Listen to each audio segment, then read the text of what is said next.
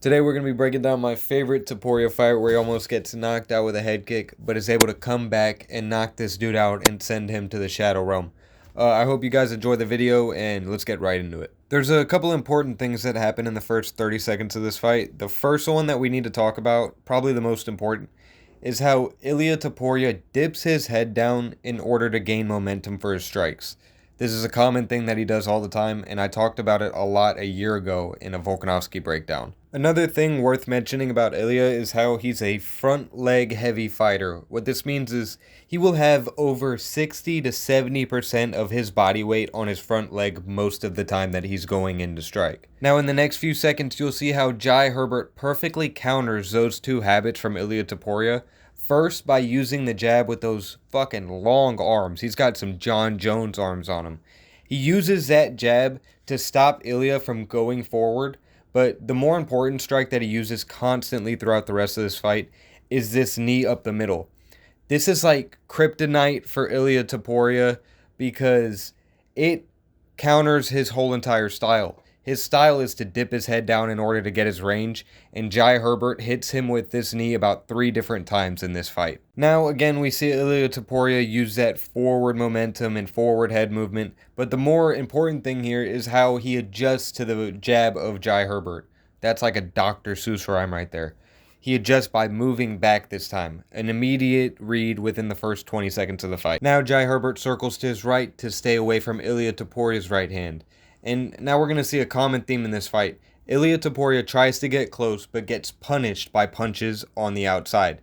This is because of Jai Herbert's long arms. It's like a 8-inch reach advantage for Jai Herbert here, and you're going to see that here in a couple seconds. Talking about those spaghetti noodle arms of Jai Herbert, look at how he perfectly sets up this level change feint in order to grab the guard of Topuria. Big brothers his face a little bit, gives him a little noogie. Notice how he doesn't John Jones his eyes, but more important, look at how Jai Herbert is setting that foot placement to get closer for this knee that he's about to attempt on Ilia Topuria. Of course, Ilia Topuria blocks it, but still absolute chess match from Jai Herbert here. Also, you can't forget how he palms his face like a basketball, but all jokes aside, look at how far away Ilia Topuria retreated after just that sequence alone.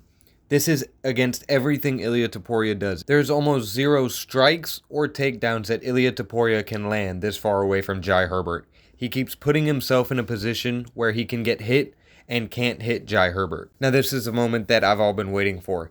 Ilia Topuria finally is able to land a counter on Jai Herbert, but it's only because Jai Herbert is pressuring him. Ilia Topuria wasn't able to get inside the range of Jai Herbert. But Jai Herbert is the one to throw the punch first, so Ilia, of course, is going to counter, but leaves himself completely open to this head kick counter. Notice how both of his arms are completely away from his chin. His right hand is tucked to his chest in order to get more power, and that left hand is just trying to get Jai Herbert with all of its might. That's a double-edged sword of Ilia Topuria's whole style, is where he loads everything in every punch, but that could also come down on a Jai Herbert style head kick. And now look at this. Ilia Topuria is the reason that you Ben Askren people. Like, there's no reason that he should have just Undertakered and woke up from the dead like this. However, this is why you hit him with the 3-piece in the soda. Look at how Jai Herbert makes a tremendous blunder here. He goes from having his hands up to having his hands completely down Anderson Silva style. He was completely confident that Ilia Topuria was knocked out from that head kick. Because of the confidence from Jai Herbert, it causes this punch, instead of having, say, Amazon 2-day delivery, now it's shitty UPS delivery and it's going to take 2 weeks to arrive. This punch could have knocked Ilia Topuria out if he stayed locked in, but look at that confidence, look at that swagger, and look at how Ilia Topuria is completely on his ass, but is able to grab the leg of Jai Herbert. From here, Jai Herbert starts with frantic punches, Ilia Topuria tries to trip him, and then full-on goes into survival mode and slams him against the fence. Now, the entire dynamic of the fight has changed and shifted completely to one side of the body, Ilia Topuria's left shoulder. Notice how it's so high up on Jai Herbert's body that he can't lift him. He has his foot in between Jai Herbert's feet, but he can't lift him up. Why? Because he's too high on Jai Herbert's long-ass body. Now, the only objective for Jai Herbert is to keep that underhook and stop Ilia Topuria from getting lower onto his body. See, he tries to lift him again. It doesn't work. It is necessary for Jai Herbert to keep that right underhook to stop him from getting taken down. Ilia Topuria makes it hard with his head control and punches. He uses his head to plant Jai Herbert against the cage and then unloads punches.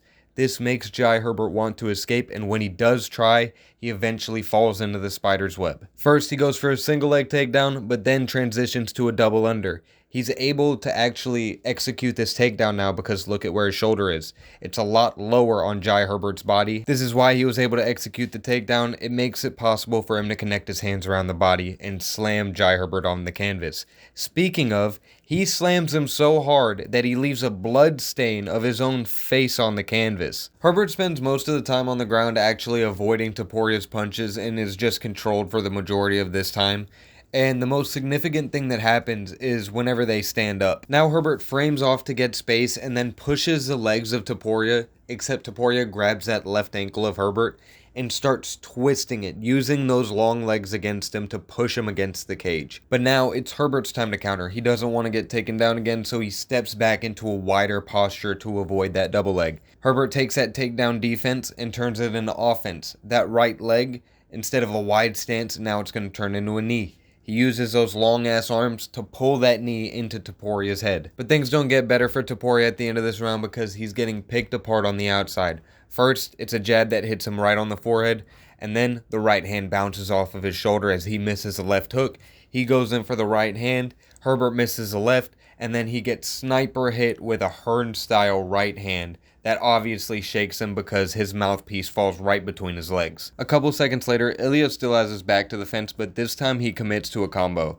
And notice how Jai Herbert's hands are nowhere to be found where the overhand is supposed to be defended. This is going to come into play for the knockout shot at the end of the fight. And now this is where Ilia starts to really lock in and find his head movement. He slips that left hook, slips a jab, and then totally gets fucking obliterated by this knee. Yeah, I completely lied to you. He gets hit so hard that he loses his mouthpiece again, and it's all because of that downward head movement.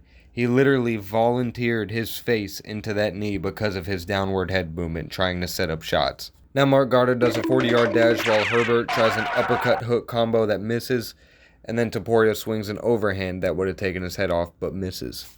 Now we're going to see Herbert use his huge arms to his advantage. He hits Topuria with a jab and then sets up a triple jab feint, which gets Topuria's back against the cage so he can land this picture-perfect right hand. And the reason that this lands so hard on Topuria every time is because look at the range that he can get with his shoulder movement. Let's just take a second and look at how ridiculous this punch is. He's completely extended his body. His shoulders are completely turned. His feet are turned the right way. He's got his front foot pointing towards Ilia, and he's got his back foot completely rotated. It's just a picture-perfect right hand, and it goes from all the way across the cage.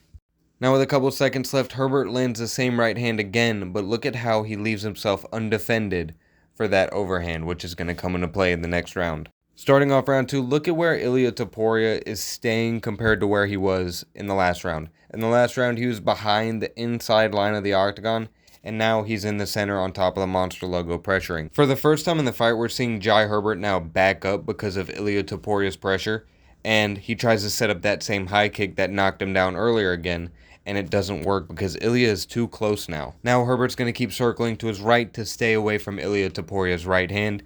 Ilia meets him in the middle, and Jai meets him with a jab right in between the guard. Jai misses the next jab and makes a whole half turn around Ilia before landing another right hand that Ilia is too late to respond to. But that's not going to last for too long. Now, let's take a second to talk about the complete difference in round 2 compared to round 1, because Ilia is doing the same exact thing where he gets hit with a shot and completely flies back. He can get away with this now because he's in the center of the octagon. He can still control. Even though he lost that pressure, he can gain it back. Whereas before in round 1, he was getting backed up against the fence, and if he got backed up further, he'd have no option but to get hit with Jai Herbert's shots.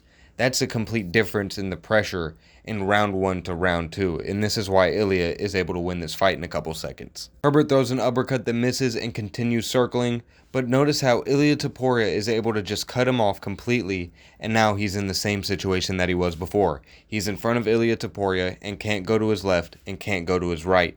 Now, because his back's to the cage, he's in a position where he can't fight on the outside anymore. He's forced to fight Ilia on short range because he's being cut off on his right and his left. and that's just a disaster for him because his arms are so long that he can't even defend himself anymore. Now this is a part of the video I've been waiting for. Ilia Topuria is upright, and notice how he goes for a level change feint with that head movement that we've been talking about this whole video, and finally Jai Herbert bites on the feint. And this is a perfect example of why this head movement works. Look at how much closer Ilia Topuria's right shoulder is to Jai Herbert's chin.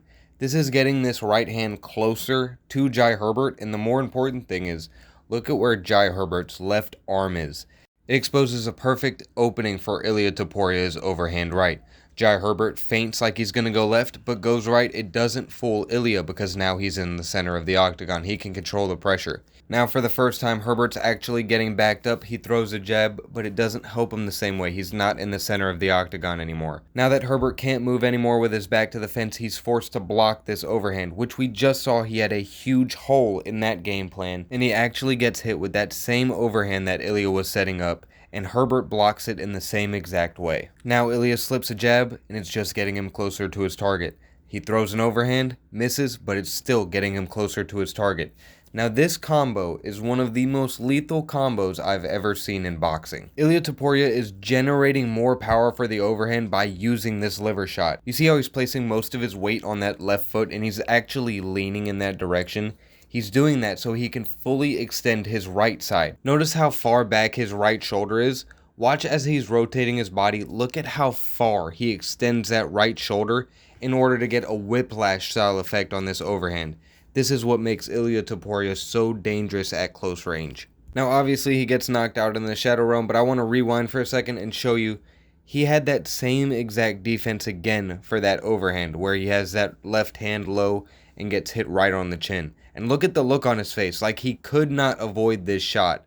There's a lot of different branching pathways this fight could have gone. Ilia could have got knocked out by the head kick.